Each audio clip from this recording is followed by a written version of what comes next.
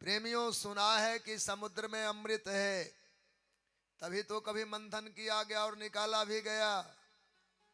लेकिन साधक, साधु, संत, सज्जन इसको जल्दी स्वीकारते नहीं। उन्होंने कहा अगर समुद्र में अमृत होता तो समुद्र खारा क्यों है?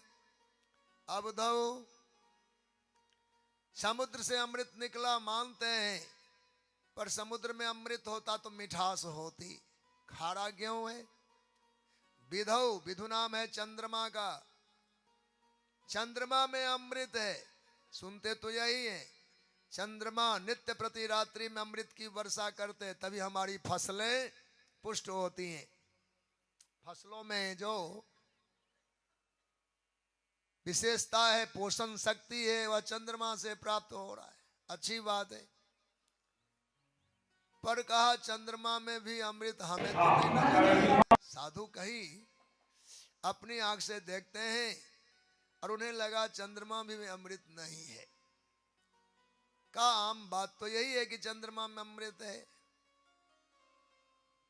कुछ लोग कहते हैं बधुमुखे साहित्य के काव्यों की रचना करने वाले जो प्राय कवि लोग होते हैं, वो नायक नायिका का स्वरूप तैयार करके एकांकी गद्य आदि काव्य की रचना करते, और उनकी मान्यता है कि बधु के मुख में भी अमृत का निवास है।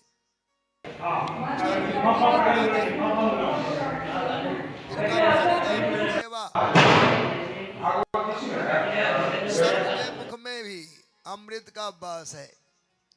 नागलोक में अमृत तो है ही। स्वर्गे सुधा वसति विविधा वदंती, स्वर्ग में भी अमृत है, ऐसा भी सुना गया है। क्योंकि स्वर्ग में अमृत नहीं होता तो कल की कथा में देवता स्वर्ग से तो आए थे, तो अमृत का मटका भर के लाए थे भगवान सुखदेव को देने के लिए। तो यह बात भी लगता है ठीक ही होगा, स्वर्ग में भी अमृत है।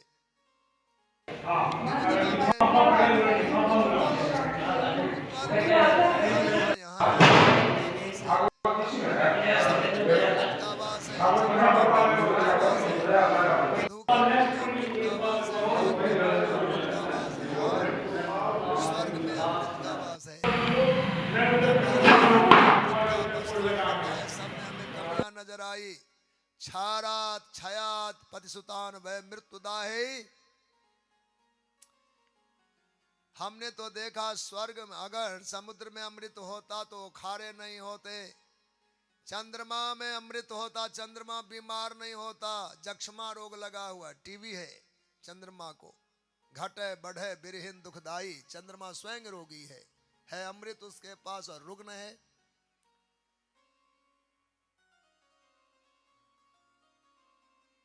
स्त्री मुख में यदि अमृत होता तो कभी वैधव्य जीवन में नहीं आता, और ऐसा योग बनता है, इसलिए वहां भी अमृत नहीं है। नाग के मुख में अमृत होता तो नाग के बच्चे मारे नहीं जाते। नागिन जो होती है ना, वो छावरा करती है, जैसे पशु का संतान होता है, माताओं के प्रसव होते हैं, तो सर्प आदि जो अंडे देती हैं ना मादा, उनका नाम छावरा है, प्रसूति। तो अनेकों अंडों को वो प्रसूत करते हैं। पर वह जो नागिन है, उसी समय जहां बच्चे बाहर आए, उलट करके उसको कच कच कच कच कच कच सबको खाना शुरू कर देते। खुद को दिए गए जन्म दिए बच्चों को उसी क्षण नागिन खा जाती है। अब जो नाग दिखाई देता है, अब जो सर्पों की प्रजाति हमें दिखाई दे रहा है, वो अनदेखा में जो बच गया, इधर उधर लुढ़क गया, सामने जो नहीं आया वही बचा, और वही सांप की प्रजाति बढ़ी, जिसको देख ले उसको खा करके खत्म कर दे। ये स्वभाव है। कहा जिसके मुख में अमृत होगा उसके संतान कभी मरेंगे, और वो तो कच कच कच कच सबको खा लिया और सब मारे गए। इसलिए नागमुख भी अमृत नहीं है। और कहा जाए कि स्वर्ग में अमृत का वास है। स्वर्ग में अमृत होता तो देवता ठंडे मन वाले होते, शीतलता होती। जिसका हृदय जल रहा है, डाह है, ईर्ष्या है, दूसरे की बढ़त से दुख हो रहा है, भला वो अमृत कहाँ होगा वहां? अमृत तो शीतलता प्रदान करता है। ये देवता जलते रहते, लड़ते भिड़ते दिखाई देते। इसलिए हमें नहीं लगता स्वर्ग में भी अमृत होगा। तो अवधौ विधौ वधमुखे फणिनाम मुखे वा स्वर्गे सुधा वसत वही विबुधा वदंती। और सब में दोष गिना दिया, छारा छया पति सुतान वह मृत्युदायी। अगर कहीं अमृत अमृत है तो कहना सीधा सीधा पड़ेगा, सुख गाथा अतुल सुधाम कंठे सुधा वसत वही भगवत जना नाम।